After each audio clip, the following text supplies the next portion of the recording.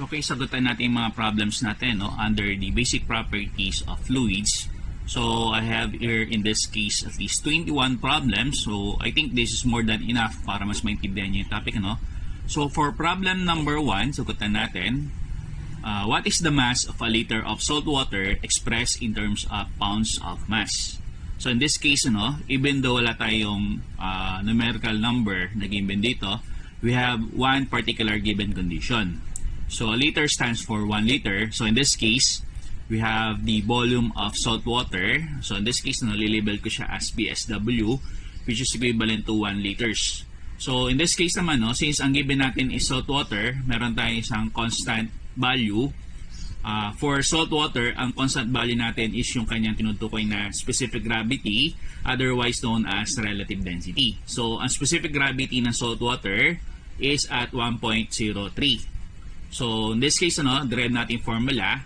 For the specific gravity of a particular substance, we have at least 4 possible formulas. In terms of the mass density, or in terms of rho, in terms of the weight density, or in terms of gamma, in terms of the mass, in terms of the weight. So, in this case, since ang hinahanap natin dito is yung mass ng salt water, either ang gagamitin natin formula dito is yung specific gravity formula in terms of the mass density o specific gravity formula in terms of the ratio of the corresponding masses.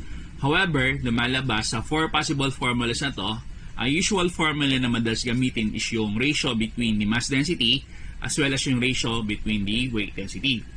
So, bibihira lang gamitin yung formula between the ratio of the masses as well as yung formula between the ratio of the corresponding weights. So, in this case, kung titignan natin yung particular problem natin, ang gagamitin natin formula dito is yung specific gravity formula by the mass density. Another one to point out is, since gagamitin natin yung specific gravity ng isang substance via density ng substance all over density ng water of standard value, derive na natin ngayon yung magiging panibagong formula natin. So, in this case, ang density ng substance, which is rho, has a formula which is equivalent to mass all over volume. So, in this case, ang magiging panibagong formula natin, ang specific gravity ng substance na initially equivalent to density ng substance all over density ng water of standard value then becomes specific gravity ng substance, which is equivalent to the mass of the substance all over the volume of the substance all over the mass density of water of standard value. Another one is, hinighlight ko itong particular portion na to. Ang mass density kasi ng water of standard value is either found to be at 1,000 kg mass per cubic meter or equivalent to 62.427 pound of mass per cubic feet.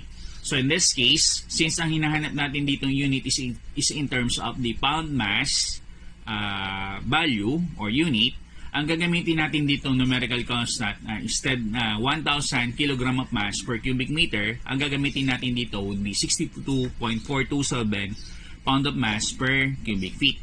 So, in this case, kung hinahanap na natin yung mass ng substance, ang magiging formula natin is eventually ganito, derive natin. So, yung volume ng substance saka yung density ng water ng standard, once na di-derive natin from this particular portion, transpose natin sa kabilang side. So, in this case, ang mass ng substance natin then becomes the mass of the salt water na hinahanap natin mismo is equivalent to the specific gravity of the substance multiplied by the density of the water of standard value multiplied by the volume of the substance. So, substitute na natin mga corresponding numbers o yung values. So, again, ang specific gravity ng salt water, ang constant value niya is 1.03.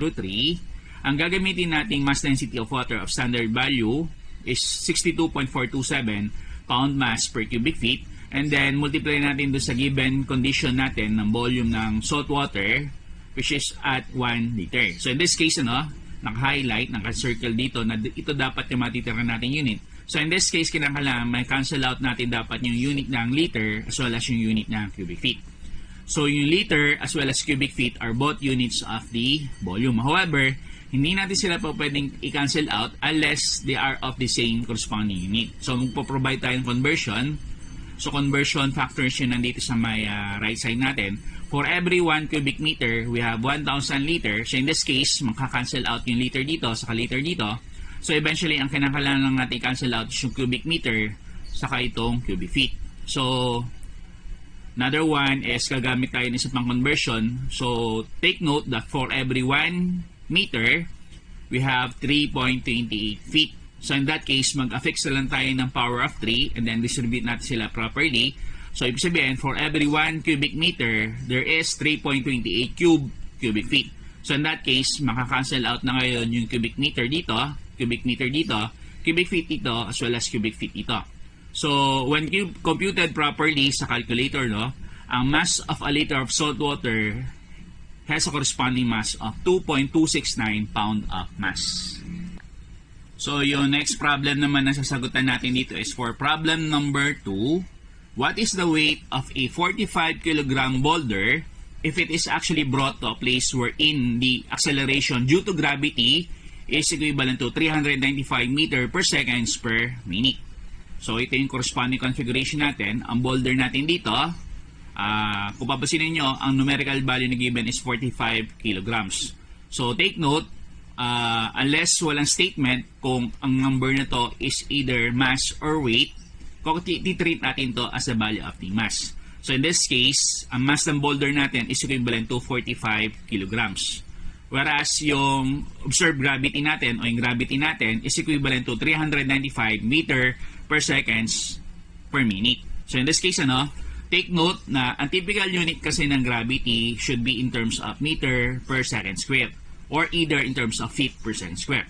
So in this case, para medyo mag-conform tayo sa unit ng gravity, kinakailangan convert natin itong minute in terms of the second para may combine natin siya at as in maging meter per second square. So going to the next page, ang formula ng weight natin is you have mass, observed gravity, all over the gravitational constant. So sa part ng gravitational constant, we actually have 3 possible numbers na pwedeng pagpilian. So either 32.174 pound of mass, feet per pound of force, square second, or 9.806 kilogram of mass, meter, kilogram of force, square second. And last one, you have 1 kilogram of mass, meter, per Newton, square second. So in this case, ano ba pipiliin natin dito from among the 3? So tingnan natin yung problem. So nakalagay kasi dito is what is the weight of a 45 kilogram boulder. So in this case, we have at least 3 possible units ng weight. Po pwedeng ang unit ng weight natin dito is expressed in terms of Newton. Doon walang issue, no, kasi ang Newton is an automatic unit of the weight or unit of the force. Now kung gagawin natin unit niya is in terms of the kilogram, ang kilogram kasi po pwede siyang possible unit ng weight as well as possible unit of mass. Ganun din in terms of the pounds. Ang pound kasi po pwede siya maging unit ng weight or unit ng force as well as unit ng mass. So in this case, ang gagawin natin ditong unit ng weight would be expressed in terms of the Newton. So in this case, ang gagamitin natin ditong gravitational constant para maka-attain tayo ng unit ng Newton would be in terms of 1 kilogram of mass, meter, per Newton square second. So, basahin ko lang din yung nilagay ko dito. Without any mentioned units, the weight could either be in units of kilogram of force or terms of Newton. So, dagdag ko na rin, pwede din siya maging in terms of amount of force. So, gamitin natin yung formula. Weight is equivalent to mass multiplied by the observed gravity all over the gravitational constant, or i-pattern natin din sa problem natin. Yung weight maging weight ng boulder, yung mass maging mass ng boulder, observed gravity ng location kung saan nakalagay yung boulder na yon, as well as yung gravitational constant. So substitute na natin mga corresponding numbers or value. Mass ng boulder natin, you have 45 kg of mass. Ang gravity natin, you have 395 meter per second per minute, as well as 1 kg of mass, meter per Newton square second. So in this case, nag-provide ako ng conversion dito para nga eventually ang unit natin ng gravity, instead na meter per second per minute, maging meter per second square. So in that case, for every 1 minute, you have 60 seconds. So magka-cancel out yung minute dito, seconds saka seconds combined, you have a unit of second square. So second square sa part na to, eventually magka-cancel out. So meter sa part na to, saka meter sa part na to, magka-cancel out din. kilogram of mass, kilogram of mass. So, meaning, ang matitira natin unit dito would be expressed in terms of the Newton. So, ang boulder's weight natin, o weight ng boulder natin is equivalent to 296.25 Newton. So, for the third problem, we have a cylindrical tank, 80 centimeters in diameter and then 90 centimeters in height, which is filled with a liquid. This tank and the liquid weigh 420 kilograms. The weight of the empty tank is 40 kilograms. What is the unit weight of the liquid? So, ito yung configuration natin, the cylindrical tank which is filled with liquid. So, sulit ko yung mga given conditions natin. So, diameter of the tank which is equivalent to 80 centimeters. The height of the tank which is equivalent to 90 centimeters. The weight of the tank plus the weight of the liquid inside which is equivalent to 420 kilograms. So, notice na nag-affix ako dito ng additional subscript na sub F, meaning force. Kasi nakalagay nga kasi dito is ang weight daw is 420 kilogram. Ang kilogram is either a unit of the mass or that of the weight or that of the force. Since weight is an example of a force, kinakailangan makita natin distinctively na itong unit na to is a possible unit of the weight and not a unit of the mass. Not a unit of the mass. So, last given condition is yung weight ng tank which is equivalent to 40 kilograms of force. So, ang sabi dito, ang requirement natin is what is the unit weight of the liquid. So, take note that the unit weight is also what we call the weight density. At ang weight density is also known as what we call the specific weight. Ang specific weight has a symbol of which is gamma, represented by gamma. So, kung saan ang formula niya is between weight all over volume. So, gagamitin natin formula dito para makuha natin yung unit weight ng liquid would be weight ng liquid all over volume ng liquid. However, hindi given directly yung weight ng liquid as well as yung volume ng liquid. So, moving on to the next page. So, ang gagawin natin solution dito, in order for us to be able to solve for the unit weight of the liquid, ang gamma ng liquid, otherwise known as the unit weight of the liquid, is equivalent to the weight of the liquid only all over the volume of the tank. So, naka-highlight tong volume ng liquid. So, merong property in liquids in that liquids does not have a definite shape. In that liquids takes the shape of its confining or storing vessel. So, meaning say, ang volume ng liquid natin, pwede natin siyang consider as the volume of the tank. So, since ang given natin dito is a cylindrical tank, ang volume ng tank natin, basically ang formula natin para sa volume ng isang cylinder, you have area ng base multiplied by the height.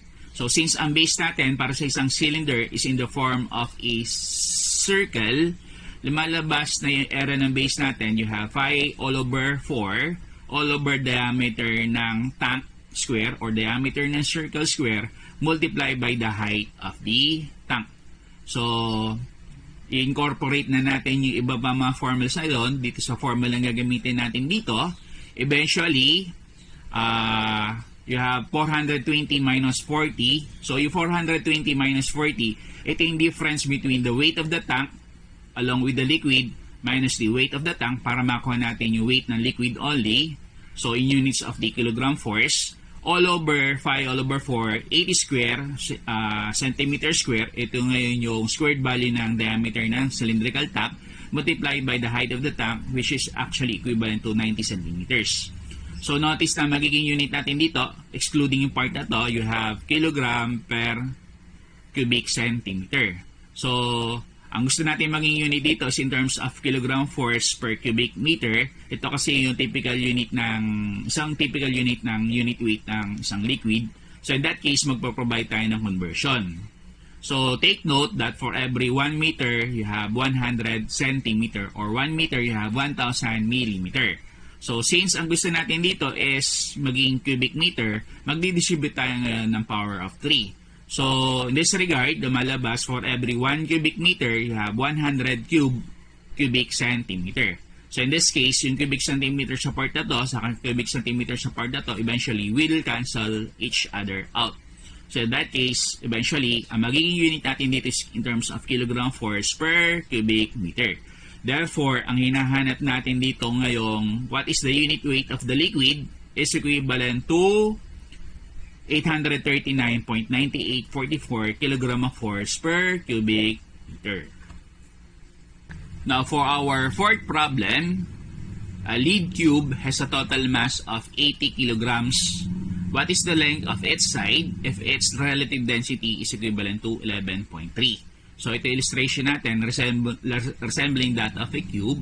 So, pag sinabi natin cube, all sides are equal. So, cube that is actually made from lead. So, sabi nga dito, ang relative density, otherwise known as specific gravity ng lead, is equivalent to 11.3. So, nakalagay dito, the specific gravity of the lead is equivalent to 11.3, otherwise known as the relative density.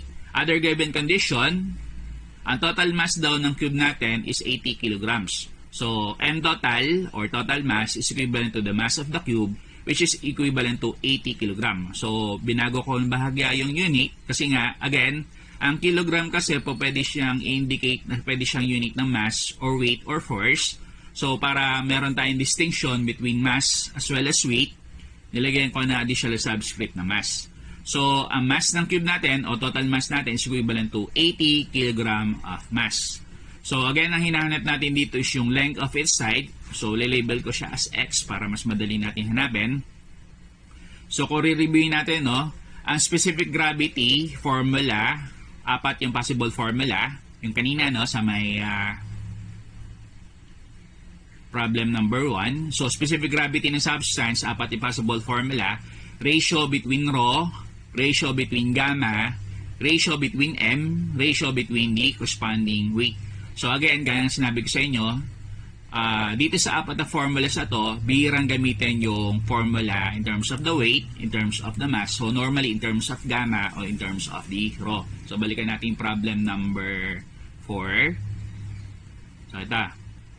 So since ang given natin dito is yung total mass, so instead na gamitin natin formula ng specific gravity ng substance is in terms of gamma, again, nagagamitin natin formula ng specific gravity is in terms of the mass density. So in this case, ano, ang specific gravity ng substance, so in this case, ang substance natin is in the form of a lead, is equivalent to the ratio between the density of the lead all over the standard mass density of the water. So, breakdown pa rin natin itong formula natin dito. Again, pag sinabi nating density, you have mass all over volume.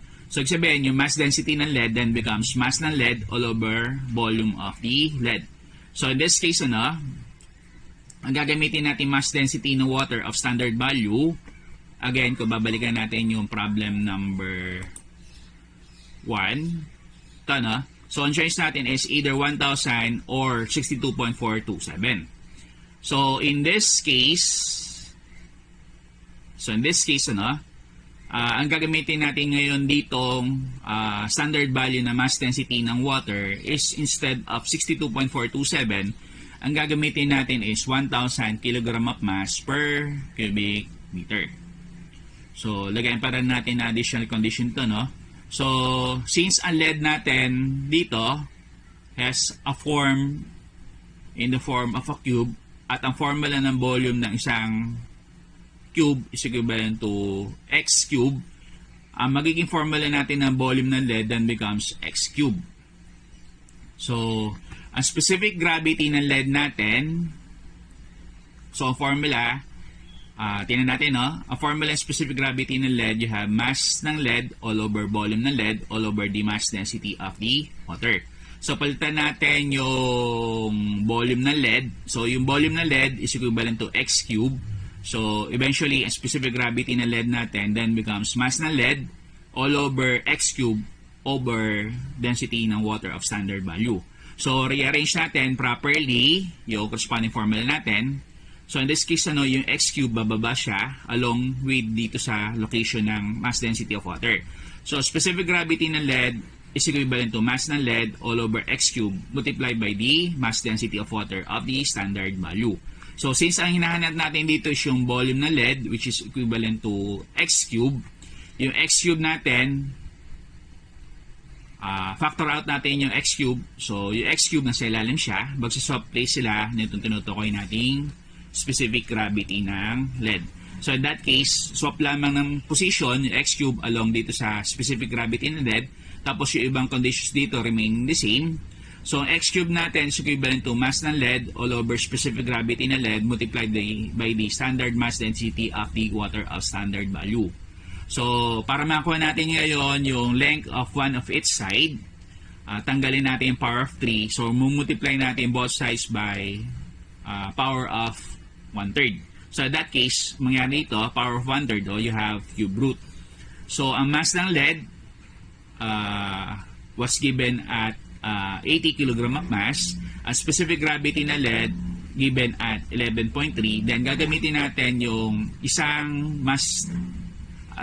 standard mass density of water which is at 1,000 kg mass per cubic meter. So, notice na kilogram of mass sa kilogram of mass magka-cancel out. So, initially, ang magiging unit natin, you have 1 all over 1 all over cubic meter. So, eventually, ang cubic meter natin tataas doon sa may pinaka-numerator position.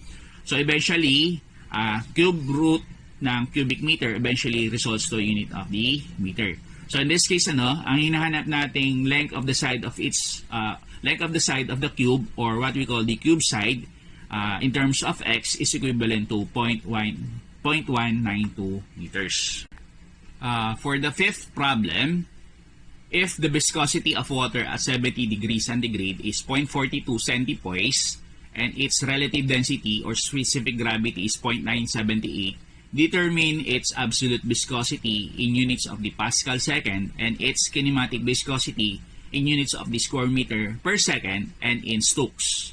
So take note that for every 1 Stoke, you have 0.00042 square meter per second. So take note that viscosity is also what known as absolute viscosity. So this actually is represented by this Greek symbol which is read as mu. Mu. Or in other cases, ang basa nila dito is micro.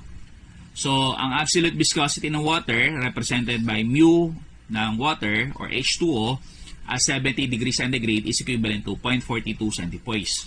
So ang sabi dito, ang first requirement is determine its absolute viscosity in Pascal second. So ang viscosity is also what we know as absolute viscosity. So meaning to say, ang first requirement natin is just a matter of conversion. So ang 0.42 centipoise then becomes 0.42 times 10 raised to negative 2. Kasi nga, pag sinabi natin centi, ang power niya is power of negative 2. 1 times 10 raised to negative 2. So, tanggalin natin yung word o yung prefix na centi. Gawin na natin siyang numerical value o numerical power. Ang 0.42 centipoise then becomes 0.42 times 10 raised to negative 2 poise. And then take note, itong part na to, conversion naman to, no? That for every 1 poise, we have 0.10 Pascal second. So in this case, magkakancel out yung poise sa poise. Eventually, ito yung matitira natin unit in terms of Pascal second. So, meaning say, nakuha na natin yung ating first requirement. Therefore, the absolute viscosity of water at 70 degrees centigrade is equivalent to 4.2 times 10 raised to negative 4 Pascal seconds. So, tingnan natin yung second requirement natin. So, aside from determining its absolute viscosity, we also need to find its kinematic viscosity. So, kinematic viscosity, which is represented by this Greek symbol, which is nu to a nu, nu. So, parang N na malande. Yan ano. So, kinematic viscosity, which is represented by the Greek symbol nu, is equivalent to mu or micro all over the mass density of water at 70 degrees centigrade. So, since ang given natin dito is yung specific gravity, otherwise known as the relative density, be-breakdown natin itong formula ito via the specific gravity. So again, a specific gravity, 4 yung possible formula in terms of the rho, in terms of the gamma, in terms of the mass, in terms of the weight. So since ang given natin dito is yung tinutukoy nating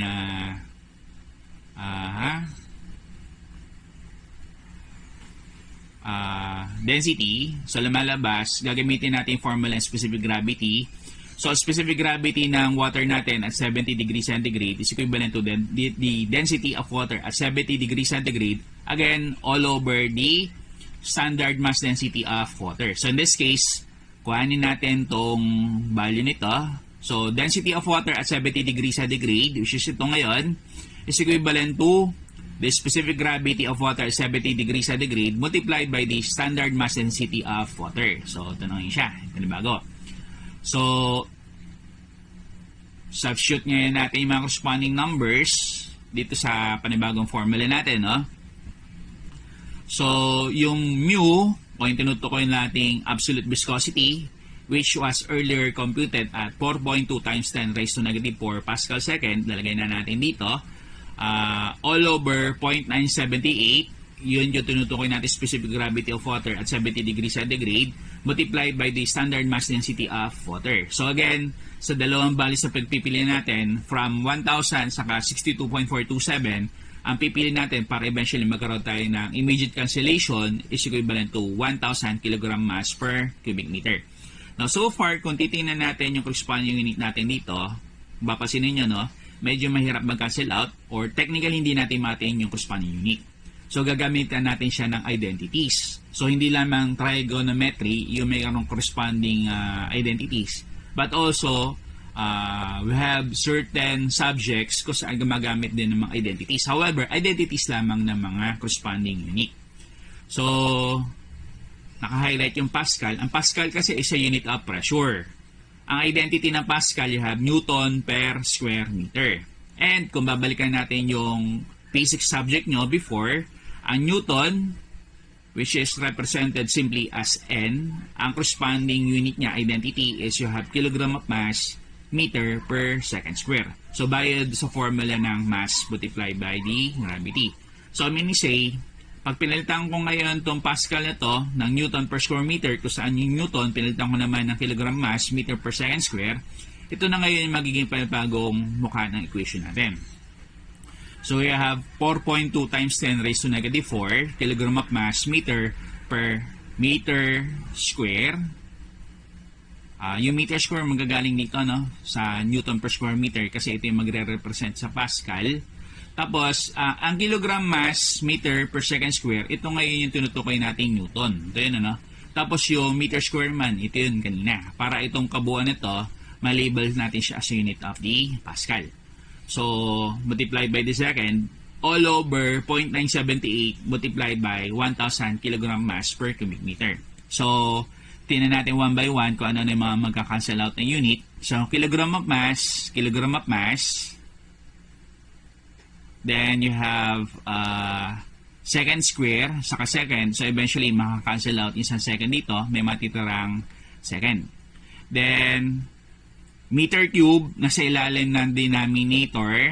So, lumalabas ang meter cube nasa ilalim ng pinaka-denominator. So, lalabas tong cubic meter na to, tataas magiging numerator. So, meter cube saka meter combined translates into a unit of the meter to the fourth. So, meter to the fourth dito sa numerator, all over meter square, eventually, matitira natin sa unit of the square meter. Tapos, ito nga, matitira yung unit ng seconds. So, in this case, pag sinimplify na natin mga corresponding numbers, you have 4.2945 times 10 raised to negative 7 in units of the square meter per seconds. Then, kuhanin natin yung kinematic viscosity niya in units of the Stokes. So, as was provided earlier this problem, no? For one Stokes, we have 0.00042 square meter per second. So, magkakancel out yung square meter per second, eventually, matitira sa unit of the Stokes. So, in this case, ang kinematic viscosity natin, you have 1.0225 Stokes. So, ito yung hinanap natin requirement. First one, ang unang requirement was to solve for the absolute viscosity of water at 70 degrees centigrade. So, ang value niya is 4.2 times 10 raised to negative 4 Pascal second.